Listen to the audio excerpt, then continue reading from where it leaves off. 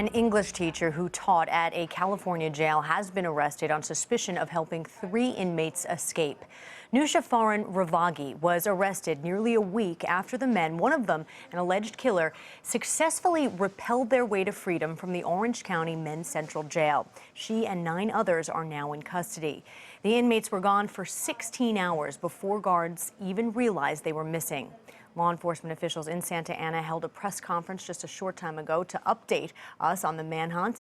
During the course of the investigation, we have indicated that there is a Vietnamese gang connection, as well as now is what we believe as a Vietnamese organized crime element. Last night we conducted 2 searches connected to the investigation. They were connected in the city of Westminster. One was on a residence and one was on a warehouse. At the residential location, several people were detained and eventually released. However, no arrests were made.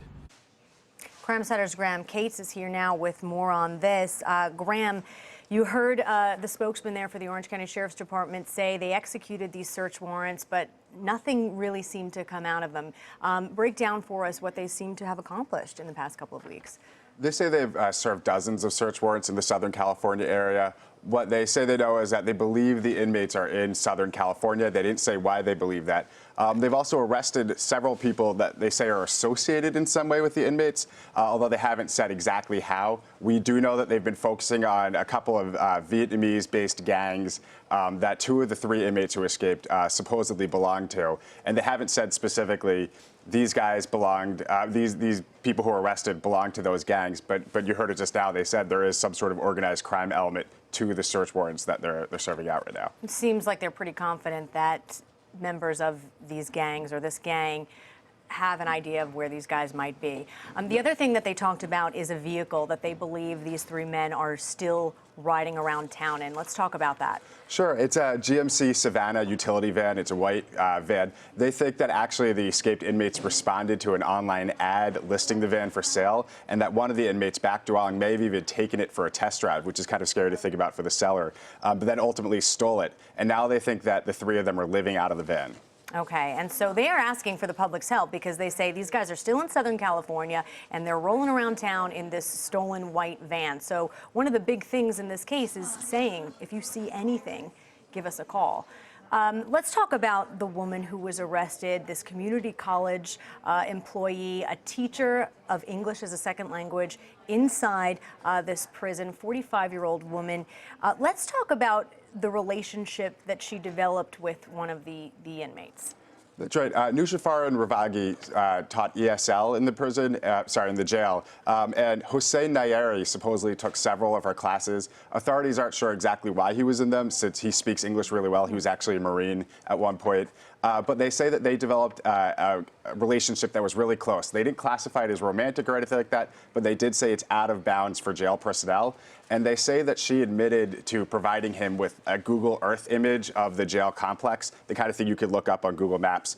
And they say that that was central to the plan of their escape. She was actually arrested yesterday. She's charged with accessory to a felony. She'll be arraigned on Monday, and prosecutors are expected to ask that her bail be set at $500,000. And one of the things the spokesman mentioned, very interesting, is that when she was hired by the jail, she had to go through a class that taught her, among other things, how to resist the manipulation of inmates. And this is something that's very important because authorities believe any chance they get, inmates are going to try to manipulate employees to help them in an escape. Talk about that. Yeah, these are really common at jails and prisons. It's this orientation where, whether it's in a video or it's actually another jail staffer telling you about it, they say, basically any casual interaction with an inmate could be an inmate trying to manipulate you. It's actually an orientation that I've taken myself. I taught a journalism seminar for college students who were inmates at an upstate New York prison, and it was several hours long, and the main focus of it was that even really casual interactions, as far as corrections staffers are concerned, could be the opportunity for an inmate to take advantage of you, whether it's trying to escape from a prison or get you to bring contraband in. I remember the example that that stood out to me was they showed a reenactment of an inmate saying, "What do you think of the Knicks last night?" And then they flashed on the screen, manipulation.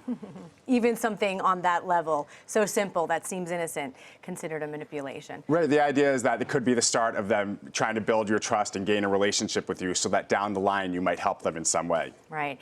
And, you know, one of the things that we've been talking about, these guys were missing for 16 hours before anyone even realized that they were gone. There were checks, routine checks going on in the jail. But in this day and age, with cameras everywhere, you've got to ask yourself, why aren't there cameras inside all of these jail cells so something like this can happen? Someone's, you know, trying to saw out a hole in the ceiling of their cell. You know, you're going to notice it over the course of time, and you're going to notice that they're gone before 16 hours. So security at this jail has been an issue for a long time.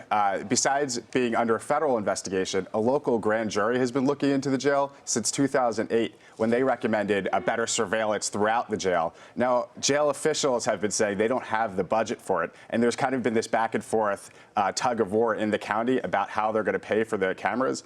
It seems like maybe now that argument's going to sway in another direction. But between the cameras, between the way they did head counts throughout the last decade or so, there's been a lot of focus on how security it was done at the jail before anyone escaped. All right, Graham Cates, thank you so much. And the search for these three missing inmates continues. Remember, you can track investigations and read up on the big crime stories of the day at cbsnews.com/Crimesider.